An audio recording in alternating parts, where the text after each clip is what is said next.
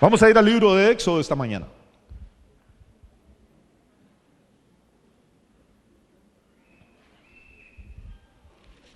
Y vamos a ubicarnos un poquito en la historia de cuando Moisés se está enfrentando al hombre más poderoso del mundo en esa época, al rey de Egipto, al faraón, para pedirle o exigirle de parte de Dios que deje ir libres a casi 2 millones de israelitas que faraón tiene trabajando como mano de obra esclava, construyéndole ciudades y templos y palacios en el territorio egipcio.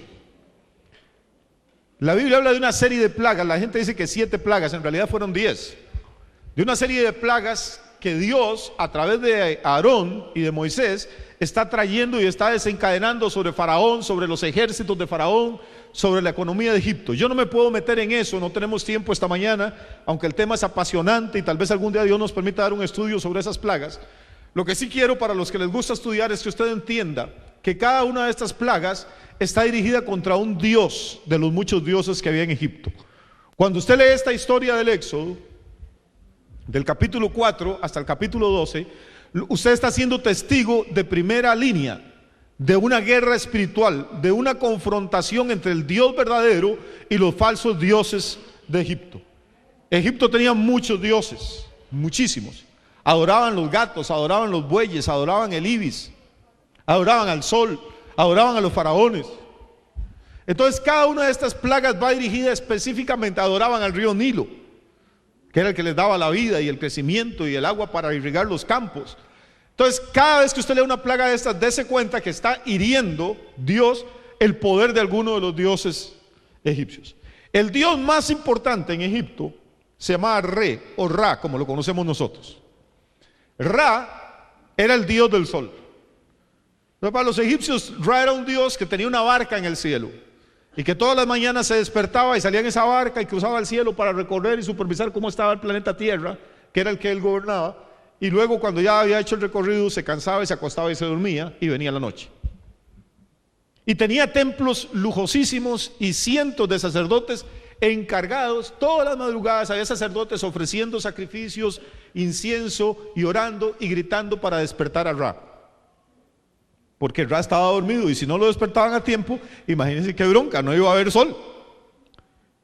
Entonces usted puede decir en este momento los egipcios eran tontos. No, no se equivoque, era uno de los pueblos más inteligentes que ha habido sobre esta tierra. Gente capaz de construir la esfinge, capaz de construir pirámides, desarrollaron técnicas para embalsamar a los muertos. Gente que tenía conocimientos de astronomía. El problema de la idolatría no es que la gente es tonta. La idolatría se apodera aún de gente inteligente. Hay personas inteligentísimas, pero si usted les quita el muñequito se vuelven locos. Los ídolos son así, tienen un poder espiritual. Y Ra, en medio de esa cultura tan floreciente, una cultura donde escribían, donde hacían obeliscos, donde inventaron los jeroglíficos, donde tenían tantas cosas lindas, había gente que todas las madrugadas, en plena oscuridad, se levantaban a brincar y a gritar para hacerle bulla a Ra, para que Ra se despertara y alumbrara ese día. Imagínense qué triste. Entonces cuando ya estamos llegando al final de esta confrontación y Faraón cada vez se endurece y se endurece más, llegamos al capítulo 10 de Éxodo, el versículo 21. En Éxodo 10, 21 dice que el Señor le habla a Moisés y le dice: extiende tu mano hacia el cielo para que haya tinieblas sobre la tierra de Egipto, tanto que cualquiera las palpe. Y extendió Moisés su mano hacia el cielo y hubo densas tinieblas sobre toda la tierra de Egipto por 3 días. Ninguno vio a su prójimo, ni nadie se levantó de su lugar en 3 días. Ahora podemos entender un poquito mejor estas cosas. Primero Dios le habla a Moisés y le dice que extienda la mano al sol. ¿Y qué va a ocurrir? Extiende la mano al cielo, dice, y hubo densas tinieblas. ¿Qué quiere decir denso? ¿Ah? Espeso, tinieblas espesas en toda la tierra. Imagínense, Egipto es una tierra desértica, es una tierra soleada, y de pronto que a usted se le apague la luz. Ahora, si usted es un poquito escéptico, como yo, puede decir, bueno, fue un eclipse de sol, a veces pasa. Ha habido aquí días que a las 1 de la tarde hay un eclipse y las gallinas se vuelven locas y se suben al palo y empiezan a ponerse la pijama, creyendo que hizo de noche. Pero 8 minutos después que dura el eclipse, si acaso, vuelve a aparecer la luz y las gallinas, que embarcada, ya amaneció, que parece que no dormí nada. y se bajan. Pero note, número uno, que vienen tinieblas, no cualquier clase de tinieblas, sino densas tinieblas, tinieblas espesas. Es pleno día. Los egipcios sabían algo de astronomía y pueden haber dicho, bueno, fue un eclipse. Pero resulta que los eclipses duran minutos. Y aquí empiezan a pasar los minutos, pasan a pasar las horas, llega la verdadera noche, se supone que debía amanecer el día siguiente y los sacerdotes de Ra están en el templo gritando y quemando incienso y gritando más duro y brincando más fuerte, y Ra no se despierta, hermano. Recuerden que Ra es el dios del sol, no se despierta, y ahora esta gente entra en pánico. Pasa un día, pasan 2 días, dice la Biblia que hubo densas tinieblas sobre la tierra de Egipto. ¿Durante cuántos días? Durante 3 días.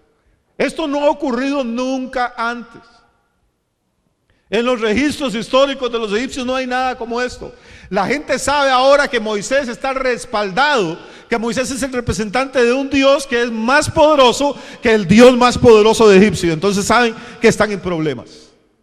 Un Dios capaz de conectar o desconectar a Ra cuando a él le dé la gana es algo que los egipcios nunca han visto. Y ahora, después de 3 días de oscuridad, están dispuestos a oír a Moisés, a ver qué es lo que Moisés tiene que decirles. Lamentablemente, los seres humanos estamos cableados de esa forma. A veces tiene que venir una plaga, a veces tiene que venir una enfermedad, a veces tiene que venir la ruina para que podamos humillarnos delante de Dios y decirle: Dios, aquí estoy, habla, Señor, que tu siervo escucha. ¿Qué les costó 3 días antes hacer caso? Cuando había luz y todo iba bien. Pero es que cuando las cosas van bien, nosotros creemos que somos nosotros los inteligentes, los carga, nos damos la gloria a nosotros mismos y echamos para adelante. Es cuando Dios nos desconecta la luz, hermano, que nos acordamos que no somos nada y que tenemos que humillarnos y que buscarlo a Él. No sé si a usted le pasa así o solo soy yo el carnal. La semana pasada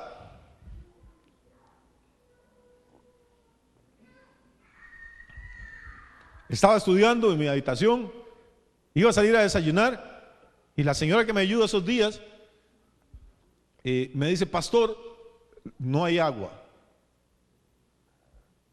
Y adivine qué, recordé, hermano, que hay un acueducto, una asada ahí donde yo vivo, y que hay un lugar donde cobran y que hay una fecha límite, y recordé que yo no había ido a pagar. Si la señora no me dice que no hay agua o nos cortaron el agua, yo no me acuerdo. Pero ¿cómo se acuerda usted, hermano, de acueductos en el momento que le cortan el agua? Entonces digo: uy, qué torta, sí es cierto, sí, eso estaba vencido hace días. Me pongo una pantaloneta. Usted no hubiera querido ver ese espectáculo, hermano, sin bañarme, sin lavarme la cara, en pantaloneta, descalzo y con una camiseta encima, y voy emocionado a montarme al carro para bajar a pagar la corriente. Y donde voy bajando al carro, hay un carro de Lice bloqueándome el camino y 2 señores con una tijera. Doña Emilio, ¿estoy aquí? Sí, no, qué pena, es que nos mandaron a cortarle suspenderle el servicio. Ay, le digo: qué torta, déme chancecito para ver qué hago. Y me dice: bueno, a ver si puedo hacer algo. Llamé a Jonathan Montenegro y: Jonathan, estoy aquí sin agua y a punto de quedarme sin corriente. Me dice: pastor, tranquilo, no se preocupe, ya lo mando a pagar, ya le hago una transferencia. Lo que quiero decirle es que a mí se me pasan días sin pensar en la gente de Lice. Yo no sé usted, cuando yo dice: ay, pobrecitos los de Lice, se estarán mojando. Sí, usted sufre mucho por ellos.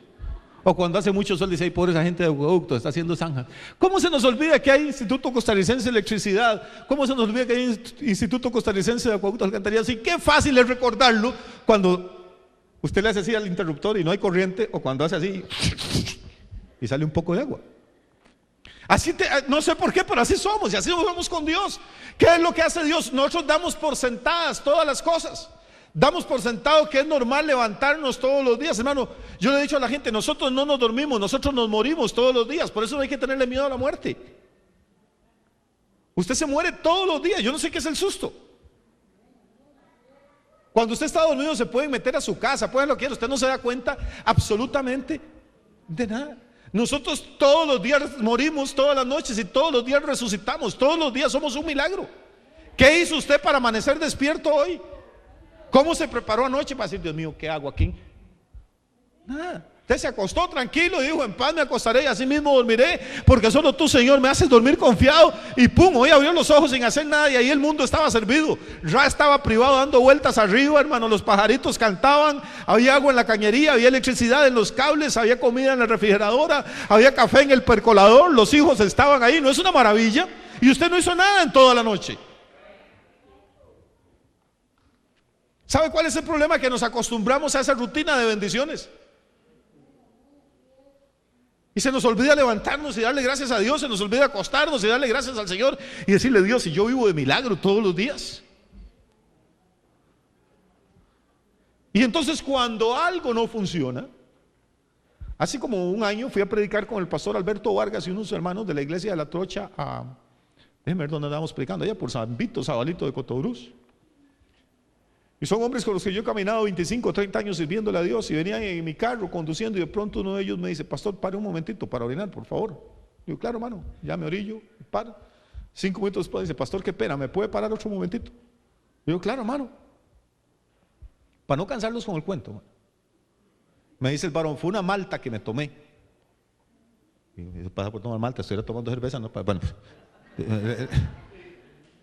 le digo: no, hermano, no creo que sea la malta. Me dice: pastor, es que viera qué dolores. Y ya empiezo a verlo y está el hombre, pero un hombre, estamos hablando de un hombre recio de trabajo, blanco, sudando. Y hermano, aquella era cosa pare y el tipo a quitarse la faja y soltarse el pantalón. Vea, bro, aquí solo venimos hombres, déjese esa condenada faja, quítesela, déjese el zipper abierto, hermano. Pues ahí ya había que pararle cada. Y llega un momento en que le paro, hermano, y empieza ese hombre a pegar gritos. Y pastor, no me sale absolutamente. Le digo: no, papá, eso no es ninguna malta, eso se llama la próstata. Móntese en el carro, papá, y aquí no hay nada que hacerle, hay que llevarlo al hospital. Ese hombre sudaba, hermano, lloraba. Y llamamos a un hijo que tuviera el carro listo esperándonos, y de ahí una vez el tipo para emergencias. No digan amén, pero ¿quiénes pudieron orinar hoy? Ay, usted parece que eso es lo más normal del mundo, hermano. No es normal, es un milagro. Usted supiera todo lo que hay que hacer para que usted pueda hacer eso. Y las mujeres que viven jodiendo porque los ovarios y el ovario izquierdo y el derecho, hermano, dele gracias que no es mi próstata. Una cosita de este tamaño, hermano, te jode la vida. Y pone a cualquier hombre a llorar y a gritar. Y no solo es que llora y grita, es que si no va y le ponen una sonda, no lo operan, se muere, hermano, el cuerpo se intoxica. ¿Cuándo fue la última vez que usted le dio gracias a Dios? Y dijo: Señor, gracias, oriné, qué lindo. No, hermano, nosotros creemos que todas las cosas las damos por sentadas. Cuando se nos complican es que nos acordamos del Señor. ¿Me estoy explicando? Ese es el principio que yo veo en las plagas de Egipto. Había comida en Egipto, había árboles, había animales, había luz, y nadie se acuerda del Señor. Entonces, ¿qué es lo que hace Dios? Empieza a decirles: hijos, sin mí, aún lo que ustedes consideran común y corriente se acaba. No hay nada común y corriente en este universo, todo es sobrenatural, todo es bendición de Dios. La lluvia que cae, el sol que alumbra, la comida que usted se come, los dientes con los que los mastica, todo su cuerpo es un milagro. Y cuando uno lee esta historia, es lo que yo pienso que Dios quiere que reflexionemos es en eso. Él es el dador de todas las cosas, las da cuando quiere y de vez en cuando las quita para obligar a los hombres a humillarse y volverse a Él. Esa es la lección que Faraón está aprendiendo. 3 días de tinieblas densas, espesas en toda la tierra de Egipto. Nadie puede salir de su casa, nadie puede ir a ninguna parte, pero aquí hay algo más extraordinario todavía. El versículo 23 dice: mas todos los hijos de Israel tenían luz en sus habitaciones. Los israelitas vivían en una región cerca del delta del río Nilo, donde el río desemboca al mar. Es una región pantanosa, una región húmeda, una región donde hay pastos. Los israelitas eran pastores de ovejas. Esa región se llama Gosén. Entonces ocurre un fenómeno extrañísimo. Vea que esto no es un eclipse. ¿Cuál eclipse va a haber que haya luz en ciertas casas del barrio y las otras estén oscuras? Hay tinieblas en toda la tierra de Egipto, excepto en la llanura de Gosén, donde viven los israelitas. Y aquí me lleva a mi segundo punto esta mañana. ¿Están conmigo o ya los cansé? Mi segundo punto, hermano, es que Dios es un Dios que hace diferencia entre quienes son pueblo suyo y quienes no son pueblo suyo.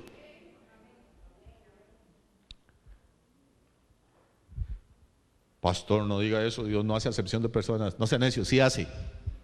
No, pastor, yo tengo un versículo, no, yo tengo 3. Dios dice, en el día que yo actúe, ustedes se van a volver y se van a dar cuenta que yo hago diferencia entre el que teme a Dios y el que no le teme, entre el que le sirve y el que no le sirve. Todo Egipto anda pegando contra las paredes y los israelitas están en su casa, tranquilos, tienen luz. ¿Por qué? Porque los israelitas no es que sean mejores que los egipcios, es que tienen un pacto con Dios. Dios hizo un pacto con Abraham, el antepasado de ellos, y dijo, los voy a bendecir donde quiera que ustedes vayan. ¿Qué es lo que aprendemos esta mañana de esta historia nosotros?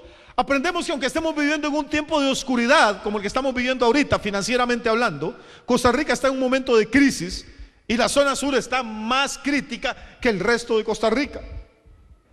Y probablemente, según los indicadores económicos y los analistas financieros, probablemente este año 2013 no va a mejorar la cosa y el año 2014 están anunciando los políticos que va a ser peor. Y ya cuando se acercan las elecciones y los políticos dicen que la cosa va a ser peor, es que hay que asustarse, porque siempre están tratando de maquillar el asunto y de presentar los indicadores mejor de lo que realmente están.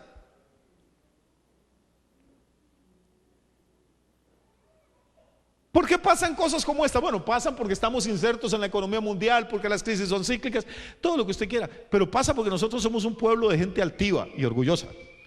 Los costarricenses nos creemos la última chupada del mango. A nosotros de México para abajo no nos quiere nadie, hermano, y con toda razón.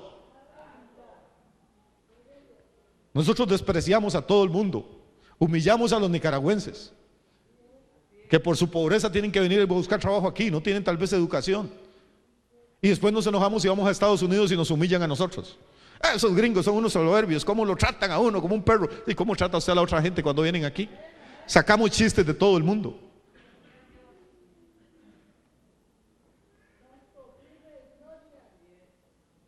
Somos el único pueblo sin ejército, hermano. No tenemos más maestros que soldados.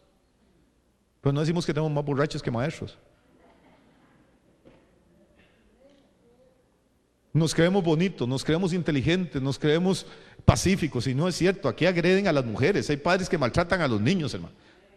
No es que somos pacíficos, es que nos faltan pantalones para coger una pistola e ir a balearse con otro. Entonces agarran a patear a los chiquitos y a pegarle a las mujeres y a los que no pueden. Es otra forma de violencia, es otra forma de agresión. No somos mejores que nadie. Menospreciamos a nuestros propios indígenas. Somos racistas, nos guste o no nos guste aceptarlo, ¿no?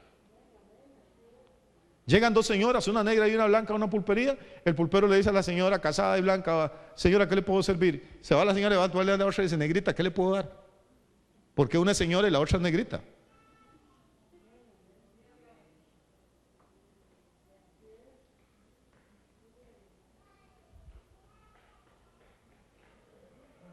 Y entonces, hermano, cuando nos creemos que somos de verdad la tapa del perol, Dios hace cosillas simples. Aprieta un poquito la situación financiera y nos damos cuenta que no somos tan vivos como creíamos, ni tan buenos como creíamos, ni tan inteligentes como creíamos. Y la gente de su casa dice, pero pastor, ¿qué hago? Es que no se me ocurre ninguna idea. Es para que vea. ¿Y qué es lo que va a pasar, hermano? Lo que va a pasar es que puede que a algunos les tome una semana, a otros les tome 5 años y a otros toda la vida, pero tarde o temprano todos vamos a tener que doblar nuestra rodilla y humillarnos delante de Dios y decirle, Dios, no dependemos ni de doña Laura Chinchilla, ni de don Oscar Arias, ni del BID, ni del Fondo Monetario Internacional, ni de nuestra propia sabiduría. Hemos dependido siempre de tu gracia y de tu misericordia, Señor. Perdónanos por habernos olvidado de eso. Perdónanos por habernos vuelto altivos y soberbios, Señor. Por favor, vuelve a abrir la llave, porque sin ti no podemos hacer absolutamente nada. Tú eres el que adereza mesa delante de nuestros angustiadores, Señor. Por favor, tú eres nuestro pastor. Y cuando se nos olvida que somos ovejas y creemos que somos los pastores y los que sabemos todo, entonces es donde se acaba la provisión en la mesa. Cuando volvemos a nuestra verdadera posición, que es decir, Señor, yo soy una oveja, las ovejitas somos tontas, somos feas, somos desobedientes, tú eres el pastor, tú eres el que sabes todo, Señor. Perdóname por haber metido la mano en lo que no debía haberla metido. Entonces Dios puede abrir la llave otra vez y empezar a bendecirnos. No sé si me estoy explicando, amados. ¿Sí? Esa es la razón por la que a veces hay tinieblas. Repito, entiendo que hay otras razones políticas, históricas, sociales, económicas. No me quiero meter en eso, pero estoy hablando del factor espiritual, que es el que más nos interesa a nosotros esta mañana. Pero yo noto algo en esto, amados, para ir terminando. Yo noto algo en esta historia, y es que a pesar de las densas tinieblas sobre Egipto, a pesar de que la gente que se atrevía a salir a la calle tenía que salir palpando las paredes, aquí hay algo extraordinario. Hay luz en una parte de Egipto, hay luz en Gosén. Quiere decir que los egipcios que vivieron en esa época tenían que darse cuenta de que el pueblo que vivía en Gosén era un pueblo diferente a ellos, de que el Dios de ese pueblo era un Dios superior al Dios de ellos. Y esto me lleva a mi tercer punto en esta mañana. Y mi tercer punto es que en medio de la crisis y en medio de la oscuridad, Dios tiene que tener un pueblo que esté viviendo en bendición y que esté viviendo en luz, porque Él es un Dios que hace diferencia entre el que le sirve y el que no le sirve. Si a nosotros la crisis nos afecta exactamente igual que a todo el mundo, entonces ¿cuál es la diferencia entre nuestro Dios y los ídolos de la gente? Si todo Costa Rica se arruina y todos los creyentes de Costa Rica se arruinan también, entonces la gente va a decir, pues, pura paja, lo mismo da Chana que Juana, porque nosotros no creemos como ellos, estamos arruinados. Ellos creían según ellos que tenían la verdad y están igual de arruinados. ¿Cuál es la diferencia? Cuando la tiniebla es total, entonces se pierde de vista el propósito evangelizador de estas crisis. Pero cuando en medio de la crisis y en medio de la oscuridad hay gente que está resplandeciendo, entonces los de afuera, los que están en tinieblas, pueden ver y decir, oiga, ahí está pasando algo raro, ¿sabe? Ahí está pasando algo raro. Ahí está pasando algo bueno. Esa gente no se queja, esa gente no la ve uno desesperada, esa gente no la ve uno maldiciendo al gobierno, esa gente pierden un trabajo y consiguen otro, o ponen una empresa y les va mejor. ¿Cómo es posible que en medio de una situación tan difícil estas personas puedan estar prosperando y saliendo adelante? Y ahí entonces es cuando usted puede dar testimonio del Dios que usted tiene y decir, porque yo soy parte de un pueblo que está pactado con Dios,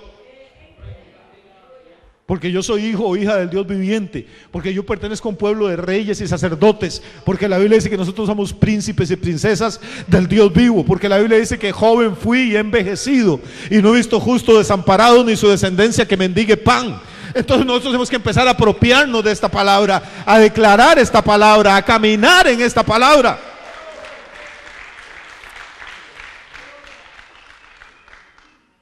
No estamos diciendo que no va aumentar la tiniebla sobre la tierra, va a aumentar.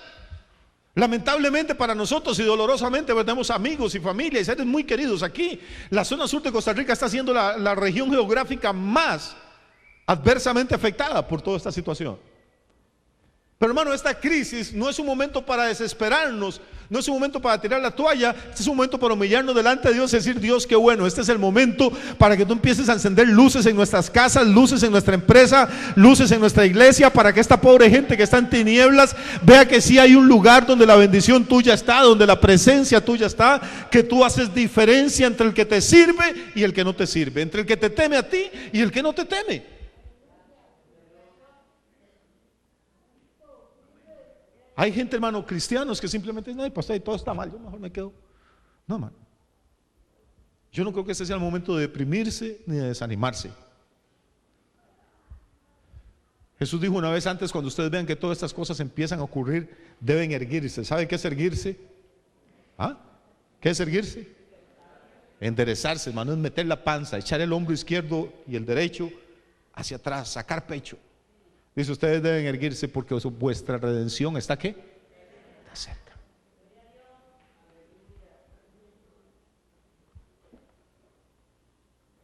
¿Qué hace entonces cuando hay una oscuridad financiera, man? Número uno, usted puede leer todo lo que quiera, leer historia de finanzas, historia de las crisis, pero no, eso le va a ayudar, lo va a ilustrar, hágalo, pero no lo va a sacar adelante. Número uno, entienda que hay una fuente espiritual en todas estas cosas. El Dios de la sociedad nuestra no es el sol, hermano. Aquí nadie se levanta a adorar al sol, pero la gente se levanta a perseguir la plata. Ese es el Dios de este mundo. La gente vive, se prostituye, mata, robe, mienta, engaña, hace lo que sea por conseguir dinero. Creen que el que tiene plata lo tiene todo. Y entonces de vez en cuando Dios le da una vueltecita a la llave para decirle, a hijo, eso no es todo. Tienen que volverse a mí. Y a veces nosotros caemos en esa trampa. Pastor, ¿usted está en contra de tener dinero? Jamás, hermano. A mí el dinero me encanta igual que a cualquier hijo de vecino. Lo necesito. Y es más bonito tener dinero que no tenerlo. Yo he estado en las dos situaciones. Hay gente ahí súper religiosa, pero pastor, pero es que el dinero no da felicidad. ¿Y quién está diciendo que la da? No sea tonto. ¿Quién ha dicho nunca que el dinero da la felicidad, hermano? El dinero no da felicidad a nadie. Pero si hay que llorar, es más bonito llorar manejando un Ferrari que llorar en el asiento de la urbana, eso sí le garantizo.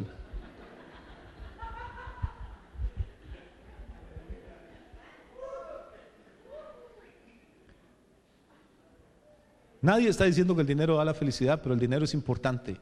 El error es convertirlo en la cosa más importante, porque antes que el dinero está su Dios, y después de su Dios está su familia, y después de eso podrá venir todo lo demás.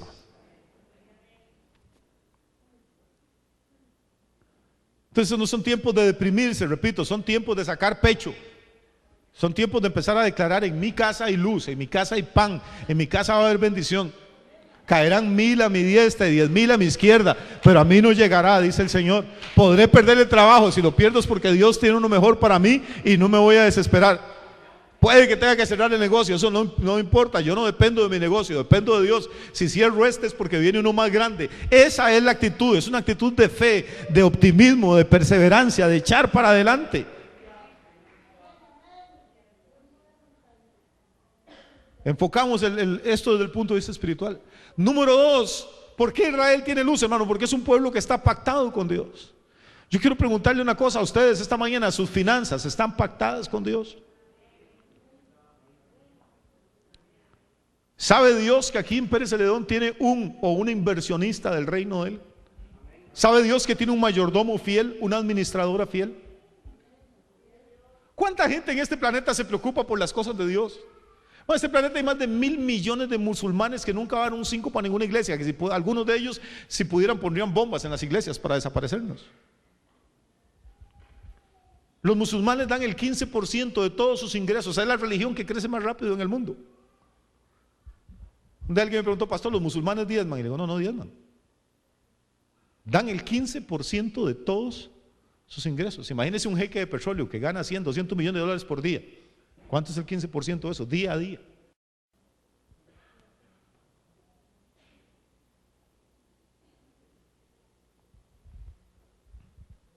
Estaba leyendo un informe, no sé si ustedes saben, en Alemania hay 2 iglesias, la iglesia católica y la iglesia luterana. El gobierno le da dinero a las 2, ayuda a las 2 por año. El año 2008, solo la parte que le tocaba a la iglesia católica fueron 4,000 millones de euros en un año, solo un país, Alemania. No de limosna, ni de diezmo, ni de ofrenda, sino del gobierno. Tome, gire. ¿Cómo cree usted que funcionan las iglesias de nosotros?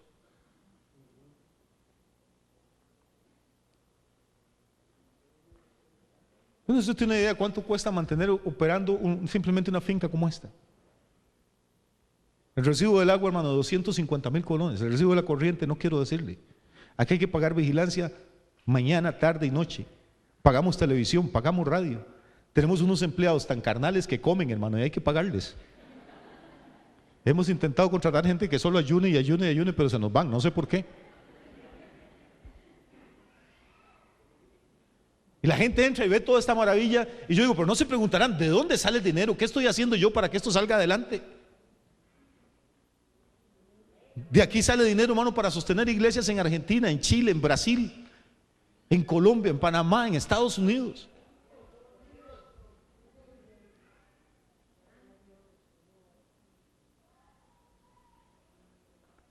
Cuando usted sabe estas cosas, usted tiene un pacto con Dios. Usted le ha dicho a Dios: de todo lo que me des, la 10ª parte, la primera 10ª parte, yo la tengo apartada, consagrada. Hay gente que es fiel cuando es el salario y de pronto venden una finca y se les olvida, hermano. Se asustan: uy, no, es que es mucho. Una vez llegó un señor, hijo de una de las familias de más dinero en esta ciudad, se convirtió extrañamente en la época de miseria nuestra. Me llevó a su casa. Para mí entrar a esa casa era como entrar al palacio de Aladino. Es una casa como muy corriente, pero en aquella época yo no había visto nada, hermano. Yo me sentía intimidado ahí. Y me sentó el hombre y me dice: mira, ¿cómo es eso del diezmo? Porque nunca pastor era, mira. Y entonces ya yo empiezo ahí como pollito a explicarle, ¿no? Me dice: mira, yo he estado pensando, ahora que ya conocí esto, he estado pensando en diezmar. Digo: de verdad, que bueno. Esto que le estoy contando, lo estoy contando delante de Dios, es real. Quizás esa persona me esté viendo en esta mañana, pues está aquí en Pérez todavía.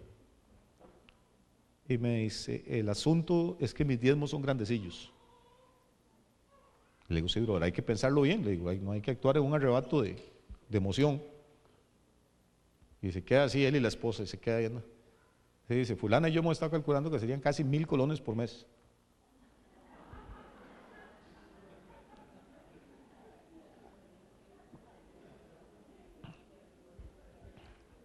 En esa época, usted se ríe ahora, porque usted es rico. Pero como yo era, nosotros pagábamos, la iglesia pagaba 800 por mes de alquiler del local. Quiere decir que una persona que diezmara 1,000 colones era, ya usted tenía el alquiler, el agua, la luz, o sea, ya lo demás que entrara. Cuando el hombre me dijo 1,000 colones por mes, yo empecé a sudar tacacos, hermano. Ahí me bajaba un sudor frío. Y yo cuando decirle, firme aquí, ¿va? Pero no. Y me dice, pero como es tantillo, entonces mi mujer y yo hemos estado pensando que para no ser injusto, lo vamos a dividir en 3 partes. Dice, hemos decidido darle una parte a Faro del Caribe, la otra, no me acuerdo, Caravanas de Buena Voluntad, creo que era una de esas, y la otra para la iglesia. Entonces, en medio de la crisis en la que nosotros estábamos, yo me puse de pie y le digo, brother, muchísimas gracias por haberme invitado, gracias por el deseo que dejó puesto en su corazón. No haga eso en 3 partes, le digo, si va a hacer, hágalo en 2. Dele la mitad a Faro del Caribe y la otra mitad a Caravanas de Buena Voluntad, porque lo que usted va a traer a la iglesia no sería un diezmo, sería una ofrenda o una limosna. Y nosotros estamos necesitados, hermano, pero no a ese nivel. No, pastor, pero no te molestes. No, yo no estoy molesto. Nada más te estoy explicando cómo funciona. Una cosa es una cosa. A usted no lo alimenta Faro del Caribe. La autoridad espiritual suya no es Caravanas de Buena Voluntad. La cobertura espiritual suya es la iglesia y soy yo. Si usted no entiende eso, entonces no ha entendido absolutamente nada todavía el problema. Tranquilo. Entonces, aún dentro de las iglesias cristianas, hermano, hay gente que las está viendo oscuras. Y la mayoría de gente que las está viendo oscuras es porque no tiene sus finanzas pactadas con Dios. El pacto con Dios es cuando yo estoy sin un 5. Le digo, Señor, voy a hacer esto. Me gano 1,000 colones, 100 son del Señor. Pero cuando Dios me prospere y me gane $1,000,000, igual 100,000 van a ser del Señor, sin ningún problema. No me va a doler, más bien voy a estar feliz de que puedo dar más de lo que daba antes. Uno de los hombres más ricos que ha habido en este planeta se llamó Nelson Rockefeller. De hecho, en Estados Unidos hay una plaza todavía que se llama Rockefeller Center, que él regaló para la ciudad. Ese hombre regaló durante su vida millones de dólares. De hecho, una vez contrató a un pastor, tenía miles de empresas, sobre todo de petróleo, contrató a un pastor y el pastor le dijo, ¿usted para qué quiere? Para que le haga cultos. Dice, no, yo no tengo tiempo, voy a estar pidiendo en cultos. Lo que pasa es que me mandan montones de cartas, miles de cartas todos los años pidiéndome plata y yo no sé a quién darle y a quién no darle. Haga una cosa a usted, yo le asigno tantos millones de dólares por año y usted lee las cartas y le contesta a los que les parece que sí y les manda la plata, y a los que no, y a mí no me moleste con eso. Así era como manejaba el hombre el dinero.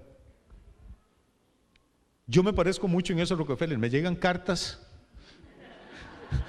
pidiendo, pero gracias a Dios no tengo que contratar a nadie para que responda. Entonces, la historia de este señor va más o menos así. Ya voy a terminar. ¿Están desesperaditas? Bueno.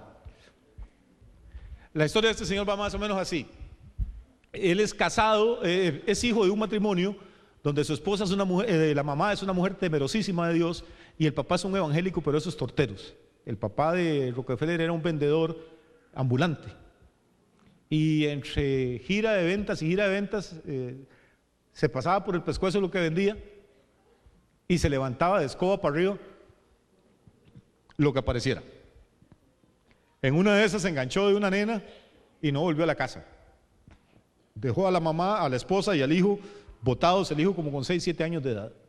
Y esta gente vivía en las afueras de Nueva York, en los suburbios de Nueva York. Esa es una zona, en la costa este de los Estados Unidos, de invierno es muy frío, cae nieve. Y de hecho, si usted no tiene dinero para la calefacción, puede morir. Y ellos no tenían para comprar carbón, que era lo que había en esa época. Entonces, cuando caía la nieve, la mamá de Rockefeller lo mandaba pequeñito, con los zapatos rotos y viejos, a las líneas del tren. Y los trenes eran a vapor. Entonces tenían una caldera ahí abierta y fogoneros echándole carbón a la caldera para que hirviera el agua, generaba vapor y moviera los émbolos y así rodara el tren. Después le explico cómo funcionaba. La cosa es que el chiquito, la mamá lo mandaba en las nevadas para que corriera detrás de los trenes, para que recogiera cuando el carbonero tiraba las paladas de carbón, algunos pedacitos de carbón no caían en la boca del horno, sino que caían afuera. Entonces, como la nieve estaba blanca y el carbón era negro, el chiquito podía ir viendo esos pedacitos y recogerlo para llevarle a la mamá un puñito de carbón y que encendiera el fuego y no morir de frío esa noche. Así vivían mientras el papá andaba enfiestado. En medio de toda esa crisis y miseria, la señora nunca dejó a Dios, nunca dejó de enseñarle la Biblia a su hijo y nunca dejó de ir a la iglesia y llevar al hijo. Cuando el chiquillo empezó a conseguir trabajos, como con 8, 9 o 10 años, empezó a conseguir trabajitos para ayudar a algunos centavos, algunos pennies a la casa. Algo se antojó él, no recuerdo ahorita para no mentirles, pero era algo que valía $1. En una tienda vio. $1 para ese muchacho en esa época seguro eran como los $1000 de los diezmos de ese señor. Para mí. La cosa es que él empezó a ahorrar centavo a centavo, o sea, era un tipo disciplinado. Cuando logró tener los 100 centavos, fue feliz donde la mamá y le dijo: mamá, vamos conmigo a la tienda para comprar, no sé si era un juguete o algo que él vio que valía $1. Y le dijo la mamá: hijo, pero ¿de dónde lo va a comprar? ¿De dónde vamos a comprar? Dijo: mamá, yo tengo el dinero. Y dijo: ¿cómo tiene el dinero? Sí, mamá. Y sale, enseña las moneditas y tiene el dólar, ¿no? Y entonces vamos.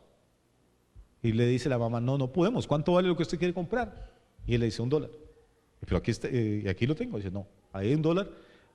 Dice: no, ahí hay 90 centavos.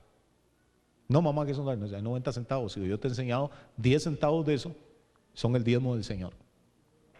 Si usted quiere que Dios lo bendiga en la vida, vaya, siga trabajando, gánese otros 10, déle a Dios lo que es de Dios. Ya anciano, Nelson contaba que él nunca había podido olvidar esa lección y que probablemente la mejor decisión que él tomó en su vida fue esa.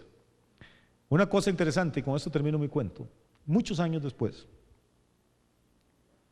ya había muerto la madre, ya él era un empresario famoso, empezó a comprar petróleo, empezaba el boom de petróleo, los pozos, las excavaciones. Y un día estaba él en la mansión de él, salía del baño, se secó, se había puesto una camisa impecable, estaba acomodando su traje, corbata, y está listándose el nudo de la corbata y entra uno de los empleados y le dice: Mr. Rockefeller, corra que están quemándose las plataformas de petróleo donde está la suya y hay que hacer algo porque se pierde eso.